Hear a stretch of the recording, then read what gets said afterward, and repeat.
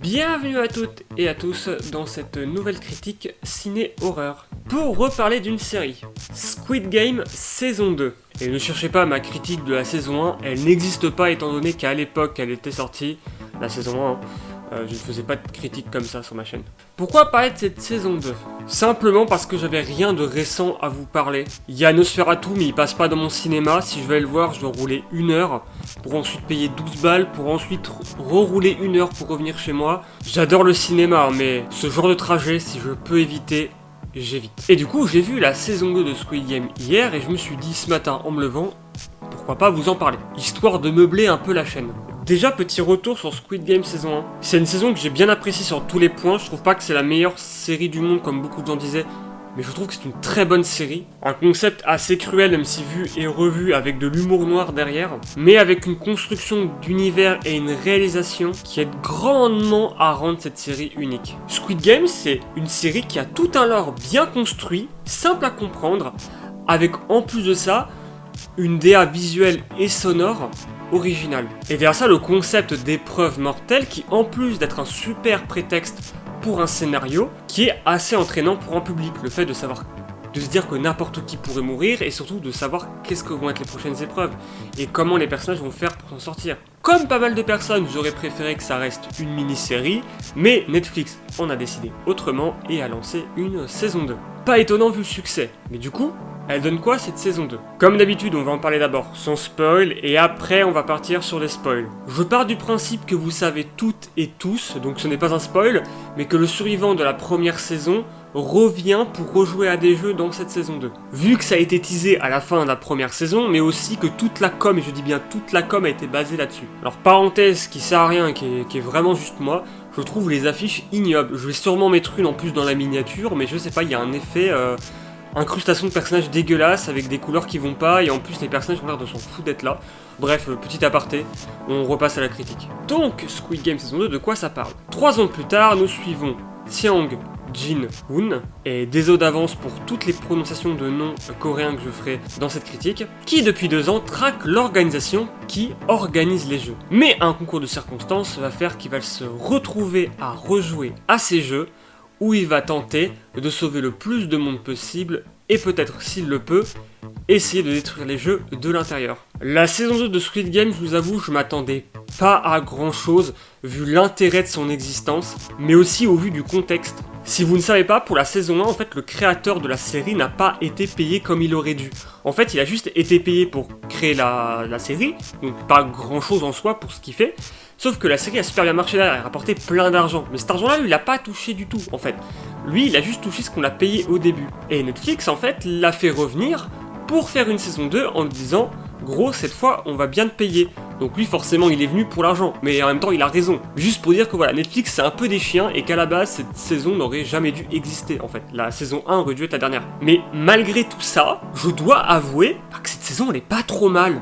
Elle est même bien en vrai. Pas du tout à la même hauteur que la première saison. C'est pas du tout aussi subtil, loin de là, et c'est beaucoup moins bien écrit. Mais ça reste quand même très appréciable à regarder et ça reste quand même une bonne série. Comme je viens de le dire, on perd surtout en subtilité, surtout sur tout ce qui est le discours politique de l'œuvre. Il y a cette thématique de choix qui revient parce que dans Squid Game, il y avait cette thématique en fait de choix, d'avoir le choix, sauf qu'en fait c'était beaucoup plus vicieux que ça vu que souvent le choix était biaisé, était influencé dans un sens et que c'était juste une illusion.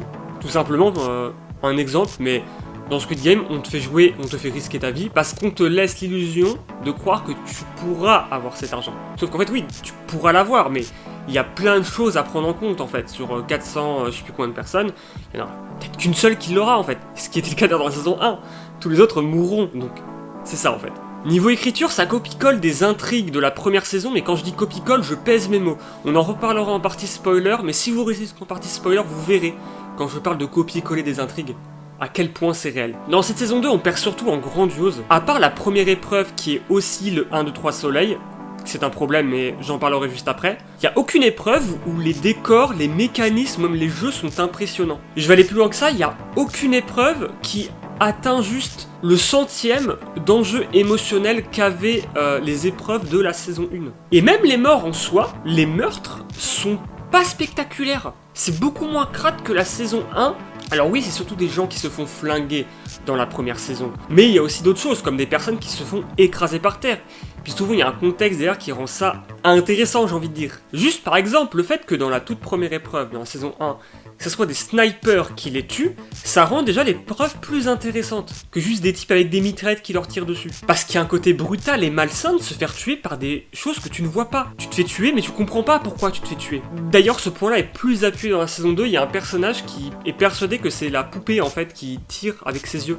Genre voilà, ça m'a fait un peu rire. Mais vraiment pour souligner le fait qu'ils comprennent vraiment pas c'est quoi qui les bute. Et ce truc là, ce côté là, qu'on ressentait bien dans la saison 1 sans qu'on le dise, était malsain. Quand je parle de grandiose, il n'y a pas ces épreuves très impressionnantes avec ces mécaniques très impressionnants et ces décors surtout très impressionnants. Comme le tir à la corde, le premier truc qui me passe par la tête. Cette épreuve reste marquante pour sa cruauté, mais surtout pour l'épreuve en soi. Dans l'épreuve de tir à la corde, déjà il y a le fait que les gens savaient pas qu'ils allaient devoir s'entretuer. Enfin vraiment, ouais ça, s'entretuer. Et ensuite il y avait le fait que, ça j'ai un doute par contre, je sais plus s'ils savaient ou pas qu'ils allaient s'entretuer. J'ai un doute mais il me semble que non. Mais il y a aussi le fait que dans le tir à la corde, il y avait toute cette salle très grande qui tombe comme dans une fosse, toute cette plateforme avec la corde et tout, puis cette petite guillotine qui coupait la corde, et le fait qu'ils étaient attachés entre eux et tout, il y avait un vrai truc. Parce que là, dans cette saison 2, il n'y a pas ça. Il n'y a pas d'épreuves comme ça. Et quand je dis il n'y a pas d'épreuves comme ça, c'est vraiment, je parle juste au niveau du décor et au niveau de l'ambiance. Il n'y a pas de mise en scène en fait à cette hauteur. Je vous assure, c'est vrai. Regardez si vous ne me croyez pas, allez voir. Mais les épreuves, c'est vraiment du niveau de la deuxième épreuve de Squid Game saison 1. Toutes les épreuves. Qui était l'épreuve la plus rincée d'ailleurs. Je vois déjà des gens me dire que oui, mais l'épreuve du sniper, c'est aussi la première épreuve de la saison 2, pas que de la saison 1. Mais pour moi, ça, c'est un aveu d'échec. Ils ont juste pas trouvé le truc à la hauteur pour introduire leur épreuve, leur concours. Parce que l'épreuve du 1, 2, 3 soleil, si elle a marqué, c'était l'introduction. On entrait dans ce monde-là comme ça. Moi, je me rappelle quand j'ai commencé Squid Game, vraie anecdote, je savais pas du tout que les gens allaient vraiment mourir. Parce que je m'étais pas fait spoiler tout, je me dis, ouais, vas-y, je vais regarder c'est quoi. J'ai regardé Squid Game, et moi, ça m'a choqué vraiment que la personne se fait tuer. Le 1, 2, 3 soleil, c'est vraiment une épreuve marquante, elle est vraiment choquante. On te montre vraiment, on te fait comprendre, voilà, ici on est cruel. Le refaire dans la saison 2, ça n'a pas d'intérêt. À part pour jouer sur la fibre peut-être nostalgique, d'il y a 4 ans ou 3 ans, je sais plus, mais peut-être, je sais pas, je trouve ça débile, mais d'accord. Pour moi, la saison 2 aurait dû avoir sa propre épreuve d'introduction. Alors oui, là dans cette saison 2, c'est pour aussi montrer le fait que le héros connaît l'épreuve, c'est déjà ce qui va arriver. Mais en fait, ce point-là, en fait, il devient oublié. Il est juste oublié. On s'en fout après. Parce que ça sert que pendant cette épreuve. Puis aussi, tout simplement, le truc cool dans Squid Game, c'était de découvrir les épreuves. Si vous sortez les mêmes, on s'en fout. Enfin, le fait de voir les gens arriver dans une salle et on leur dit faites des groupes ou faites ça ou faites ceci, et qu'ils savent pas ce qui va se passer, genre une épreuve, ils disent ouais, alors mettez-vous dans l'ordre, celle le plus à droite commence en premier et ceux qui sont plus à gauche, du coup, commencent en dernier. C'était sympa, le fait de dire vas-y, mettez-vous en groupe de 2, mais on sait pas ce qui va se passer, mettez-vous en équipe de 5, on sait pas ce qui va se passer. C'était tendu un peu, moi j'aimais bien ce truc. Et pour celles et ceux qui vont me dire qu'il y avait aussi des épreuves peu impressionnantes dans la saison 1, comme j'en parlais plus tôt, mais les gâteaux ou même l'épreuve des billes, alors j'ai envie de vous répondre oui, mais non. Déjà dans l'épreuve des gâteaux, il y avait ce côté tout aussi humiliant que terrifiant d'être assis en tailleur au pied d'un mec avec une mitraillette prêt à te tirer dessus à la moindre erreur à la con. Il y avait ce côté-là qui était très malsain, très sadique dans l'épreuve des gâteaux. Donc le côté minimaliste de la salle était pas très important en fait. Ensuite, pour les billes, c'était une épreuve très intime, chargée d'émotions. C'était normal de faire quelque chose de simple. Et en vrai, vous allez me trouver de mauvaise foi, mais c'est pas grave, j'assume totalement. Mais je trouve que le décor de l'épreuve des billes est infiniment plus créatif que toutes les épreuves originales de cette saison 2. On en reparlera vite fait en partie spoil, mais là, on sent que pour cette deuxième saison, il y a eu zéro imagination. Tu sens qu'ils n'ont pas eu autant de temps pour la faire. Pour rappel, la saison 1, son écriture a été faite sur plus de 5 ans. J'ai plus la date, mais je crois que l'écriture avait commencé en 2012 ou 2014, allez chercher l'info. Donc là, tu m'étonnes qu'il y ait eu moins d'idées en seulement, je suppose, 2-3 ans d'écriture. Même ça, sans enlever ça, je veux dire... je peux pas vous en parler, pas vous spoiler les épreuves, mais je vous jure que les arènes, les salles, ne ressemblent à rien. Tu trouves une salle des fêtes, tu peux les refaire, les épreuves. Alors attention, parce que là, j'ai l'air d'avoir détesté, mais dans sa globalité, j'ai plutôt apprécié. Sûrement parce que je suis quelqu'un de sadique, mais j'ai plutôt apprécié. C'est juste que les épreuves, je sais pas spoil, c'est pas la partie que je préfère. On va juste dire ça comme ça. Ceux qui ont vu comprennent, et si vous voyez, vous allez comprendre. Quand tu les vois, t'es vraiment en mode balèque. Et puis y a jamais de surprise, c'est vraiment t'arrives et hop, les règles c'est ça, bisous, bonne chance. Putain, elle est où la tension? Elle est où la tension de la saison 1, sérieux? Ils ont fait quoi là? Non, vraiment, les épreuves, je vous jure, c'était la partie, je m'en foutais complètement. Genre vraiment, c'est triste ce que je vais dire, mais c'est vrai, si à un moment vous avez envie d'aller aux toilettes, vous avez envie d'appuyer sur pause, les épreuves c'est le moment. C'est vraiment le moment où vous pouvez. Mis à part ça, les personnages, je les ai trouvés très intéressants. C'est toujours dans la même veine que le premier, peut-être un peu trop, parce qu'il y a des personnages qui font très personnage écho de la saison 1. On en reviendra plus tard. On a tout type de personnages, chacun étant un profil de personnes victimes de cette société. Il y en a un par exemple qui doit payer les frais médicaux pour un membre de sa famille, il y en a plein qui sont endettés, il y a une mère qui est enceinte dont le mari l'a quitté, il y a un type qui s'est fait arnaquer à base de crypto, il y a quand même des personnages attachants dans le lot. J'ai beaucoup aimé la relation entre Park Jae-young et les autres personnes de son groupe, surtout le petit jeune qui dit qu'il y a un marine alors que c'est obviously pas un marine et qui lui ment. Je sais pas pourquoi ils font genre du suspense dessus, parce qu'en même temps ils font un peu tourner ça en ridicule, un peu en blague. Un autre personnage que j'appréciais aussi, une ancienne soldate, même si plus discrète sur le fait qu'elle soit une ancienne soldate. Et en fait c'est bizarre parce que j'aime beaucoup la relation qu'elle a avec son groupe, mais autant son groupe j'en ai rien à foutre, je trouve que c'est des gros osef. Par contre quand elle échange avec son groupe, là j'ai apprécié, là aussi, comme pour le personnage précédent, j'ai trouvé ça touchant. Sinon en dehors de tout ça, la DA, genre je vais parler vraiment très vite parce que c'est vraiment comme dans la saison 1, après c'est tant mieux, comme ça au moins vous n'êtes pas dépaysés. Toujours ces décors très liminaux avec ces couleurs très pastel, très enfantin. Pour le coup, j'ai vraiment rien d'intéressant à dire dessus. Si vous avez vu la saison 1, c'est les mêmes choses. J'ai peut-être juste trouvé la musique beaucoup moins présente, mais c'est pas plus mal. Ça m'aurait saoulé qu'ils spamment les musiques populaires de Squid Game. Avis avant de partir en spoil. Plutôt satisfait de cette saison, surtout que je m'attendais à être déçu, vu ce qui a été dit plus tôt. Si vous avez aimé la première saison, celle-ci est sympathique et je pense, ou même je suis quasiment sûr, vous plaira. C'est pas une trahison à la première saison, les thématiques restent les mêmes. Ça aborde des sujets... Mais voilà, Squid Game saison 2, je peux totalement recommander, franchement, c'est loin d'être une trahison.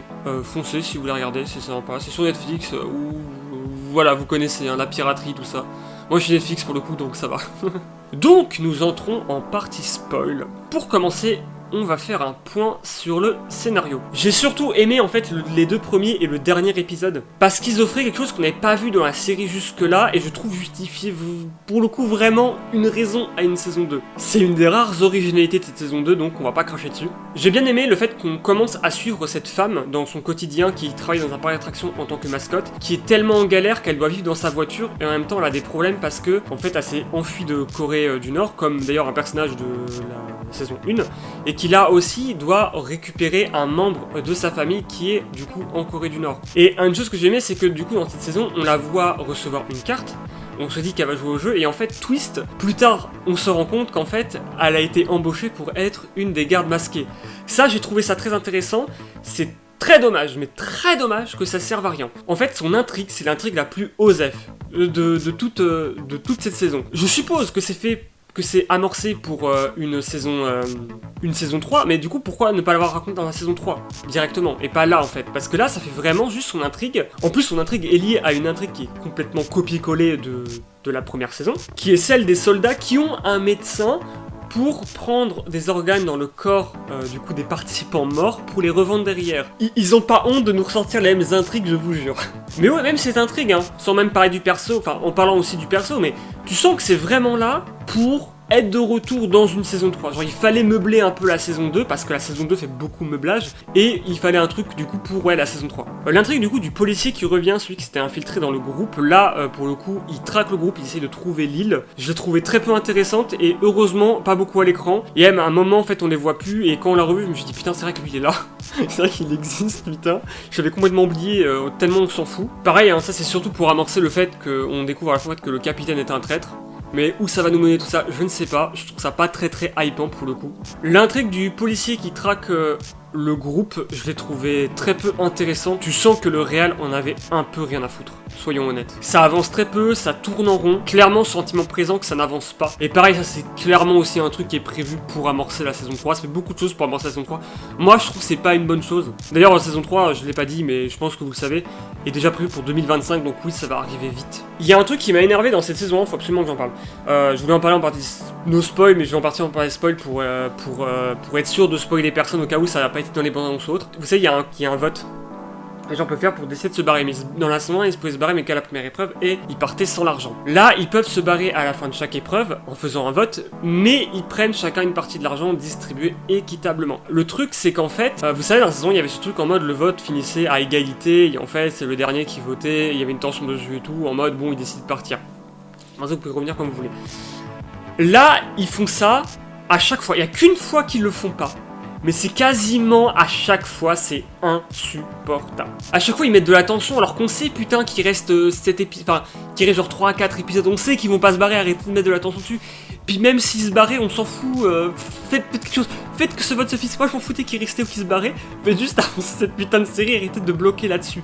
Le seul point intéressant en fait de ces parties-là, c'est les débats qu'il y avait entre les personnes de pourquoi ils décidaient de partir ou pourquoi ils décidaient de rester, quitte du coup à mourir. Il y a clairement une métaphore politique qui est faite là-dessus. En plus de ça, le vote est biaisé. Vu qu'on leur montre d'abord l'argent et qu'on leur dit ce qu'ils pourraient gagner avant qu'ils puissent voter, il y a aussi tout ce truc que même ceux qui ont décidé de partir, bah si ceux qui ont décidé de rester ont gagné le vote, bah du coup, ils seront, même ceux qui ont décidé de partir seront obligés de rester, jouer à un jeu suivant et donc de risquer de mourir. Qui nous renvoie du coup à cette métaphore politique. Parce que vous, imaginez, pour une élection présidentielle, vous allez voter. Si la majorité vote pour un parti que tu détestes, qui est contre toi, qui est contre tes valeurs ou autre, bah tu vas quand même devoir cohabiter avec ce gouvernement et avec ces gens-là. Ensuite, tiens, je vais revenir sur les personnages. Je vais reparler de Park Jae-hoong, qui est clairement un des meilleurs personnages quasiment tout le long du show, même si à la fin du coup il se fait voler la vedette par cet autre personnage de soldat que j'ai cité plus tôt mais que j'ai toujours pas le nom. Je vais aller vérifier. Alors je viens d'aller voir et j'ai trouvé le nom du personnage qui s'appelle Park Song-hoon. Bah elle à la fin t'apprends que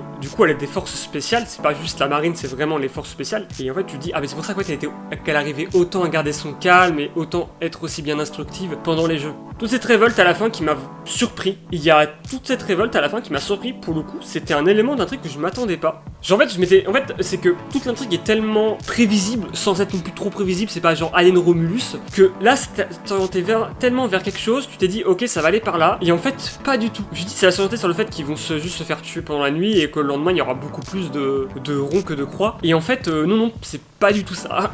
C'est pas du tout ça. Bon, clairement, le fait que ça marche aussi bien, que leur plan, leur révolte marche aussi bien, ça fait très facilité d'écriture, on va pas se mentir. Genre j'ai du mal à croire qu'il n'y ait pas plus de sécurité, genre juste par exemple des portes blindées, des sas qui se ferment genre en mode coffre de banque, ou juste même qu'il y ait un mécanisme en fait de gaz qui permet d'endormir, voire de tuer directement les candidats dans leur salle. Ça m'étonne beaucoup. Les facilités scénaristiques, on en reparlera plus tard. Juste cette partie-là, pour moi ça reste la meilleure partie de la série. Le seul moment où il y avait réellement de la tension, et surtout le seul moment où j'étais investi émotionnellement dans la série, j'en avais pas rien à foutre, c'était incroyable. J'ai vu des gens dire que l'épisode de fin ne faisait pas épisode final de saison. Voilà, franchement, je suis pas d'accord. Le climax était propre, je vois pas pourquoi les gens disent ça. Ça finit vraiment comme pour moi une fin de saison. J'ai vraiment vu des gens dire qu'ils s'attendaient qu'ils ont cherché genre l'épisode 8, l'épisode d'après. Je suis pas d'accord avec ça et je comprends pas. Si quelqu'un a une même ressenti, je veux bien qu'il m'explique pourquoi en fait. Après, sur l'argument de ça fait très Squid Game saison 2 partie 1. Je suis d'accord pour le coup, ça je suis complètement d'accord. Parce que aussi je me demande vraiment ce qu'il va y avoir pour la saison 3. Ça se sent hein, que cette saison 3 ça va être du gros meublage.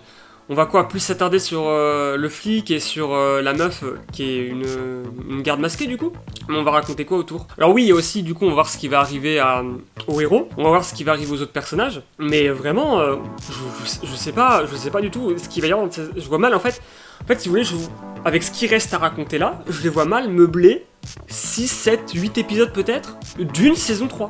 Ou alors la saison 3 fait genre 4 épisodes, voire 5 si tu veux gratter. Mais je vois mal ça en cet épisode. Hein. Je pense que saison 3 ça va être du gros meublage. Par contre, par pitié, j'espère que dans la saison 3 ils vont pas refaire des jeux. Ça je vous en supplie, c'est bon, les jeux c'était la partie la plus nulle à chier. C'était pas nul à chier, mais c'était la partie la plus nulle de cette saison 2. S'il vous plaît, faites autre chose. Faites des trucs comme les épisodes 1 et 2 qui étaient top avec cette histoire d'enquête et tout. Et l'épisode final, la deuxième partie de l'épisode final, parce que le début est pas du tout comme le reste, avec cette révolte et tout. S'il vous plaît, partez que là-dedans. Ne faites pas des trucs avec des jeux encore. J'en ai marre des jeux. On a compris, en fait. Y a plus rien à raconter autour. Et ça se voit, en fait, avec cette saison 2. Tiens, j'en parlais plus tôt, je vais y revenir. Les facilités scénaristiques, il y en a beaucoup. Et pour ne pas dire incohérence à certains moments. Genre, le fait qu'ils aient cherché dans les dents du héros, de Ji-hoong, pour trouver qu'une de ses dents est en fait une fausse et qui dedans, en fait, cachait une puce, qui, je suppose, n'était pas traçable, hein, parce que quand ils ont mis une puce, je vois le principe qu'ils sont pas cons. Ils s'étaient préparés, ils savaient à qui ils avaient affaire, ils ont mis un truc qui n'était pas scannable. Ils ont mis une chose qui ne pouvait pouvait pas être repéré avec un détecteur et tout. Donc c'est à dire qu'ils ont vraiment fouillé toutes ses dents, toutes ses parties, ses ongles et tout, même ses cheveux et sous son crâne, pour savoir, genre même derrière son œil, pour savoir genre s'il avait pas une puce. J'ai du mal à y croire, surtout que à côté, il y a un mec qui a réussi à emporter avec lui un pendentif où dedans, il y a de la drogue, il y a des pilules de drogue. Et une meuf qui a une épingle à cheveux, qui est en fait une lame dissimulée. Je n'y crois pas, genre à un moment, un mec il dit il y a une taupe c'est sûr. Bah franchement c'est pas ça, je vois pas ce que ça peut être d'autre. Il y a plein de moments aussi, alors je vais pas tous les citer, où les gardes masqués disent faites pas ça, attention. Faites pas ça, c'est interdit. Et les mecs le font quand même plusieurs fois et y a rien, il se passe rien. Le pire c'est quand ils le répètent, j'ai un exemple parfait pour ça, c'est pour les votes, ils disent vous avez pas le droit de partager votre avis, vous avez pas le droit d'influencer les autres, vous devez voter, c'est tout.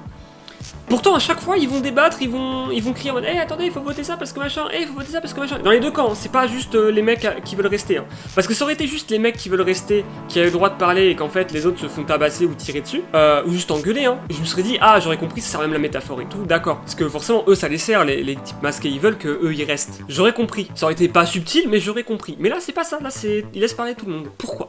Je sais pas du tout. Pour finir, on va parler un peu des épreuves parce qu'après je crois que j'ai plus grand chose à dire, voire pas du tout en fait. Ça me fait rire parce que pendant l'épreuve du carrousel, je me demandais qu'est-ce qui allait arriver en fait aux personnages quand si ceux qui n'arrivaient pas en fait à se cacher dans une des salles. Je me dis se cacher dans une salle et tout. Je me suis dit attends il va se passer quoi? Il va y avoir genre du feu qui va les brûler. Ça va genre le sol va être électrifié, ça va les griller, il y a un truc comme ça. Genre vraiment je me demandais est-ce que je regardais même le plafond en mode est-ce que le plafond va pas descendre pour les écraser? Genre en mode grosse compresse, genre boum comme ça. Et en fait non, c'est vraiment juste les gardes qui arrivent et ils tirent à la mitraillette et tout, ils repartent. Ça me rappelle vraiment ce truc dans One Piece, l'arc d'île des hommes poissons. Où t'as Franky qui a un canon, mais sauf qu'en fait il a pas vraiment de canon, en fait c'est lui qui sort de son robot et il tire.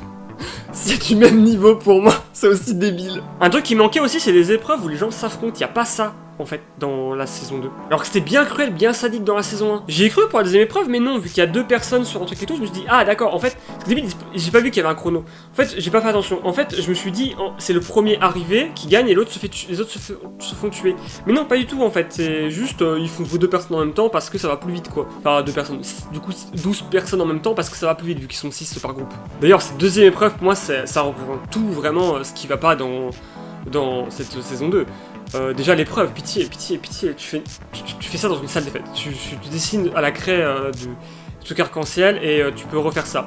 Genre littéralement, c'est des jeux à la con. Je suis sûr qu'ils ont fait exprès, ils ont dit, Netflix ils ont fait les gars, on veut des jeux où en fait tout le monde peut jouer IRL et tout, et jouer à Squid Game comme ça, MDR, petit pistolet haut, petit pistolet nerf, on se tire dessus, Airsoft pour les plus courageux, je ne sais pas. Mais non en fait, c'est ridicule, enfin y a pas ça quoi, enfin ça se fait pas en fait, qu'est-ce que vous faites? Le fait aussi qu'il y a aucun personnage important qui meurt pendant cette épreuve, et en plus c'est grillé parce que c'est genre le dernier qui passe c'est le héros. Évidemment on sait que le héros va pas mourir, enfin pitié. C'est débile. Surtout qu'on sait qu'il y a une saison 3 et que Netflix arrête pas de nous faire chier, disant qu'il y a une saison 3 qui va arriver en 2025. Et on sait que le héros va être de retour, enfin arrêtez, on n'est pas con. En fait, moi cette épreuve elle me fait dire un truc, c'est il est censé y avoir plus de budget dans la saison 2. Et pourtant t'as l'impression qu'il y en a beaucoup moins que dans la saison 1. Je vais pas dire que ça fait fan-made par rapport à la saison 1, parce que non, on voit quand même dans la qualité des appareils, des éclairages et tout ce qui est technique, il y a du boulot. Mais juste au niveau des épreuves et des arènes, parce que j'ai pas dit, même le carrousel c'est un truc qui tourne, y a rien d'autre. Et les salles c'est des petites salles à la con quoi, avec des verrous qui se ferment et tout, enfin, ça aurait été des gros sas, vraiment, genre qui se fermaient, qui se scellent et qui d'un coup il y a du gaz qui rentre, qui tue tout le monde, genre, ou genre c'est genre une douche de trucs acides qui les brûle et qui les fait fondre. Et qu'après ça se rouvre et hop ça ressort et t'as les cadavres en train de fondre sur le sol et tout. Les gens ils chutent dedans, ils tombent par terre, ils se brûlent avec les flaques d'acide. Là il y aurait un truc tu vois. Mais non c'est pas ça. Enfin franchement, déjà que vous tournez dans les backrooms, faites au moins un effort pour que les épreuves aient de la gueule quoi. Je sais pas. C'en est tout pour moi, j'ai fini de dire ce que j'avais à dire pour cette critique de Squid Game saison 2. J'espère que ça vous intéressera parce que vu que j'ai pas fait la critique de la saison 1 et vu que j'ai pas l'habitude de critiquer des séries, je l'ai fait pour Uzumaki mais Uzumaki c'était une mini-série. Bref, je vous remercie d'avoir regardé cette vidéo. Je vous dis à la prochaine pour de prochaines vidéos. Portez-vous bien. La bise.